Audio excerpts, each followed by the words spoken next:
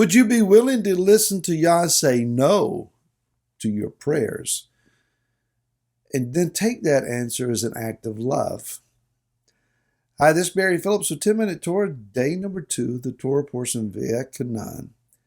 Let's examine this word, Ve'et, or this phrase, and I pleaded. The idea of pleading here is kanan. Kanan means to be gracious, to show pity, to have mercy, and to implore for favor. It is rooted in the Hebrew word kana, very similar. But kana takes a little different meaning. It means to incline, to besiege, to encamp, or encamp against. The picture of the word is pitching one's tent. And it's the idea then of encamping against or laying siege to a particular place or individual. So when we examine this word a little more thoroughly then, considering Moshe's posture of prayer, was he bombarding heaven with prayer? Was he defiantly, like Habakkuk, saying, I'm just going to stand here and see what you say about all of this? Bombarding heaven, laying siege to heaven, ringing the prayer bells of heaven. It's the idea of fervently, demonstratively crying out in prayer and demanding an answer. Such is our frustration at times, or our desperation at times. There are indeed moments where we need to cry out, and Yah needs to hear us lift our voice to Him. There are many times that passive, quiet, nonchalant praying just won't get the job done. When you're trying to tip the prayer scales in your favor, sometimes you need to push. And I encourage that. But in this situation, as adamantly as Moshe was praying, as fervently as he was crying out, Yah so much as said, hush, be quiet about this. The answer is no. I can relate to children looking at their parents after they've been told no, please, and that begging, pleading, puppied eye look, please, no. And I said no. And sometimes parents will relinquish and say, okay. But a good parent will look at a child and say, the answer was no, it's still no, and it's going to be no. That's just all there is to it. Of course, my wife had to remind me when our daughters were young, don't say no so quick. Listen to what they're saying.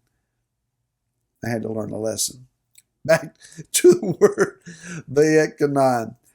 So the posture of prayer here is reason for us to ask the question, how firmly should we present our petitions and our requests to Yah?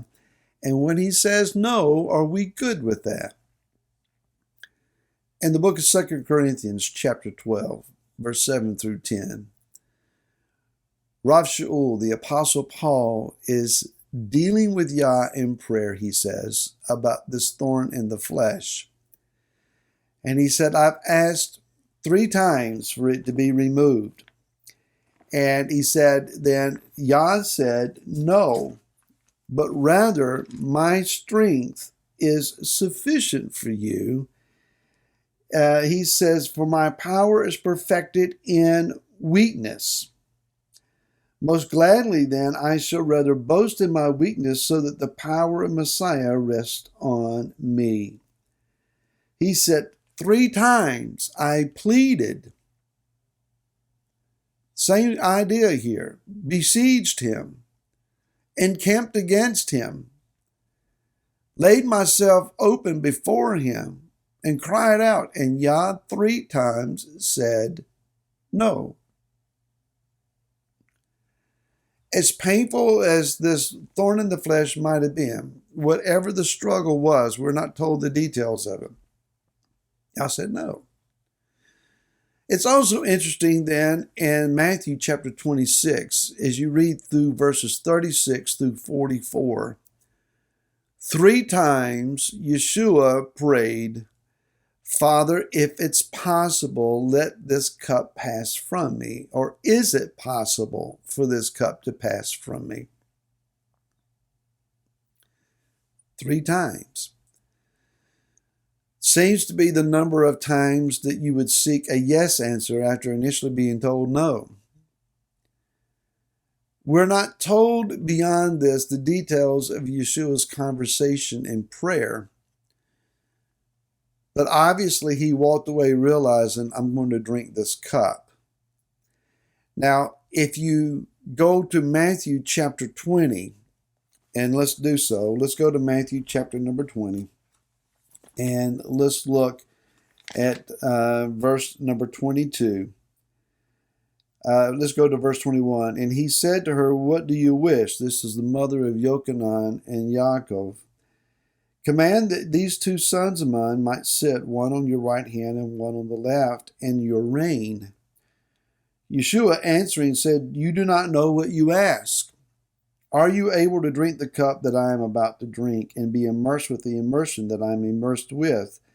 And they said to him, perhaps very arrogantly, presumptuously, we're able. Sure. And he said to them, you shall indeed drink my cup and shall be immersed with the immersion that I am immersed with, but to sit on my right hand and my left is not mine to give, but is for those for whom it has been prepared by my Father. Yeshua knew that there was a cup that he was going to drink. And yet he asked 3 times, is it possible for this cup to pass by me?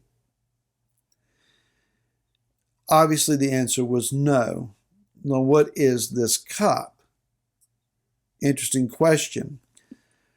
Bible scholars have identified this as the cup of suffering, but nowhere is it mentioned in Scripture previously anything about a cup of suffering. So what is this cup? My opinion.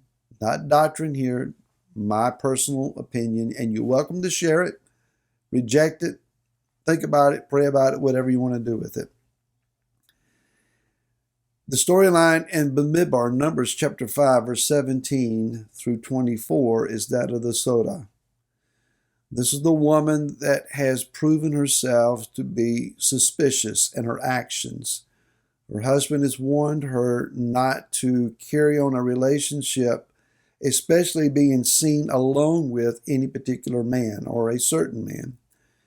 And yet she has continued to do so. Her actions have raised suspicions, and her husband is concerned about her fidelity to him. This is a picture of the bride and her infidelity, or at least her worthiness of being accused of such. And there needs to be the proving then of whether she has been faithful to her husband or not. So she's brought to the high priest, her hair is let down, and then there is a concoction of bitter waters that are derived from writing out a curse in ink on parchments that's dipped into the waters along with the sand or the dirt of the temple floor. And if she drinks this concoction, it will prove whether she's been faithful or not. Nothing happens, she's been faithful. If she's been unfaithful, then a physical condition is immediately seen and she dies. My opinion is that Yeshua took the cup from the bride's hand and he drank the concoction. That is, he drank the bitter water in our place, taking the curse of infidelity of the bride that he knew was unfaithful. And he took her curse in her place. The result was he died. Yeshua died to atone for the infidelity of his bride, that he loved her that much. It's a bit overwhelming to me as to what Yeshua has done in our behalf. He was willing to take a no answer. This cannot be bypassed. This must be done. And he suffered in our behalf. What amazing love when Yah said no. More tomorrow. To then, shalom.